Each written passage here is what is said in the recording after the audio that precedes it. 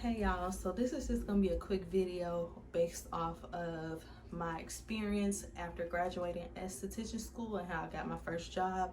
This is based off of somebody's comment that asked me for tips on what to do after graduating. So I can only tell you all what I did and what kind of worked for me. All right, so I'm gonna just give y'all a quick little breakdown. So I graduated in December. In January, I took my state board and passed, so I became licensed in January, and I start applying to jobs in February. And in February, the only two jobs I can remember applying to was European Wax Center and a well-known spa in Atlanta. I had in-person interviews at both. The first one was at the spa, and I had to do a facial on someone that worked there. She didn't give any feedback. She was just like, it was good, but she wasn't an esthetician, so she wasn't really able to give me constructive criticism, so it was kind of a waste of my time, honestly, but I did it. And then right after that, then I had to do an interview with two female managers. It's all three of us in one room, small room, and it's like they're interrogating me. And I remember telling them that I had a job and I wanted to do both. So I wanted to work there like on my off days and just kind of do both. And they was like, both, two jobs at the same time? Are you sure you can handle that? I don't think you're gonna be able to do that. And at some point, I guess I mentioned that I had a boyfriend. I don't know if they asked me that, but they was like, your boyfriend can't help you out. Why you just work one job? Why do you want to work two jobs? Like, they was rubbing me the wrong way. For what reason, I don't know.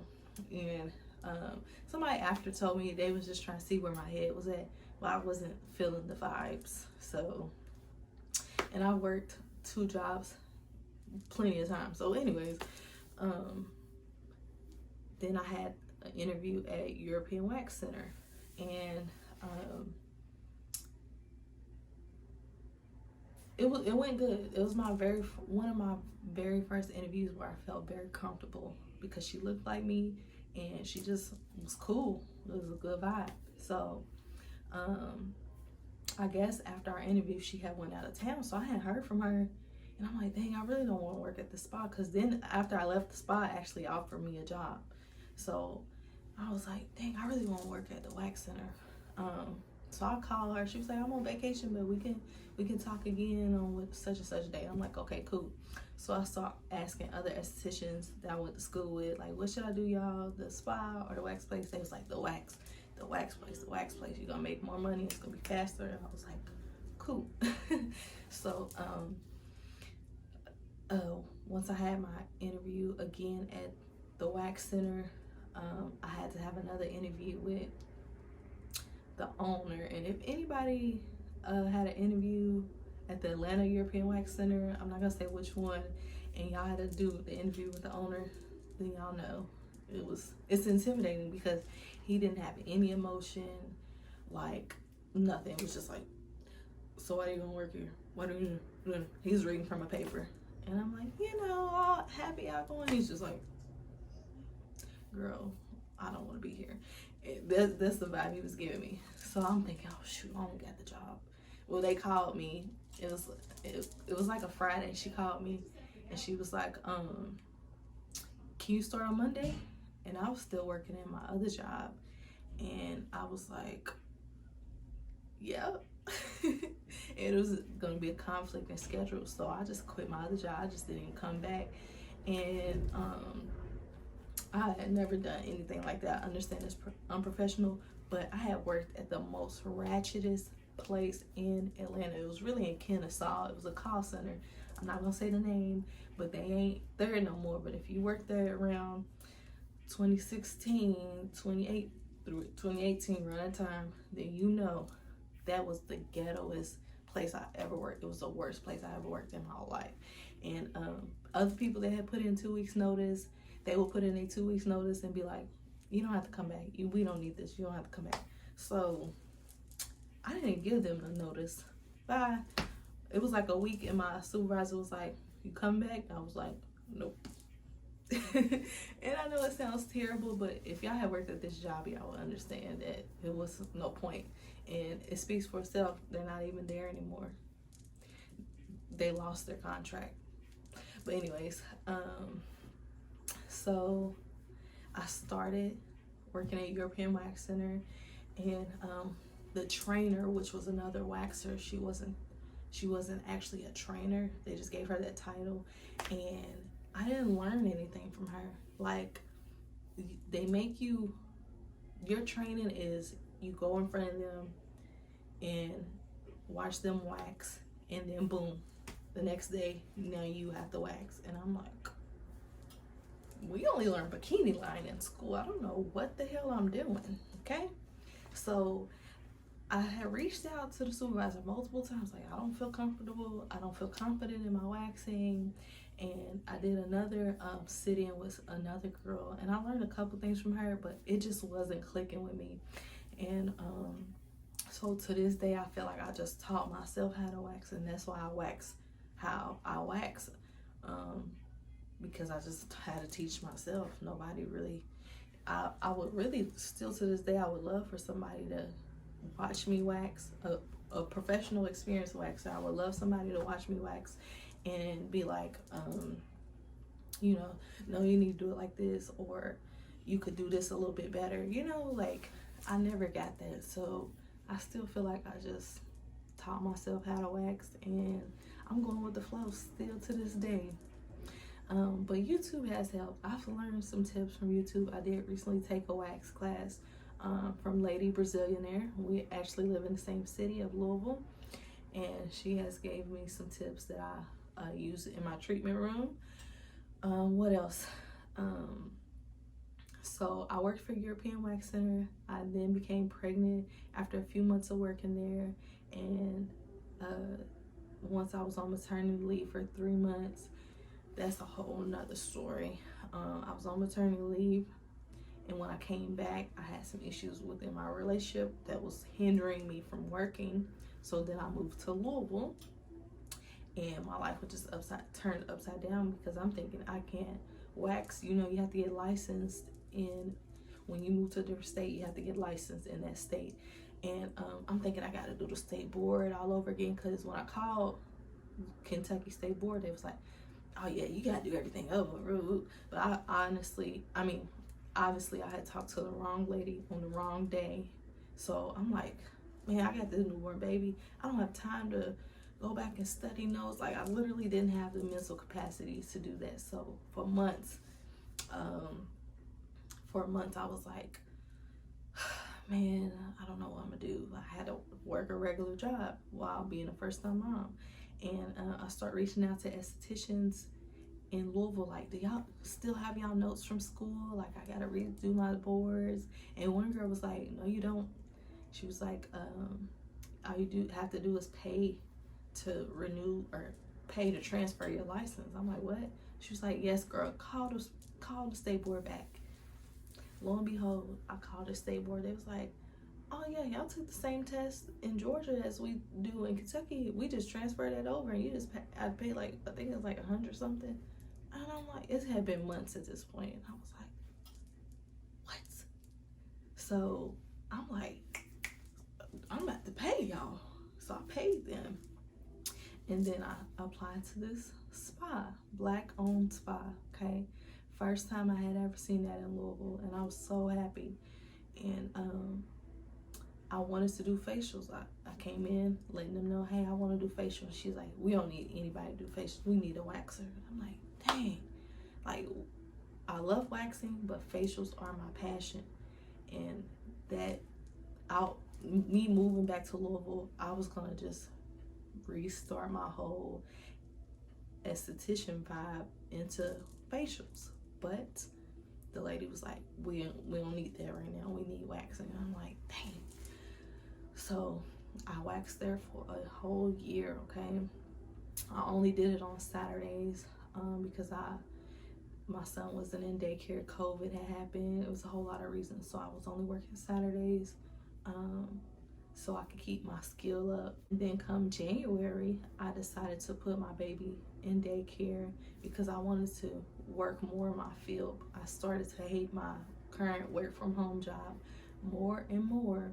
So I put my baby in daycare. I told the spa I was working at, hey, I want to pick up some more days. I want to pick up like four or 5 days. And from my original 1 day, I'm like, let's do 4 to 5 days.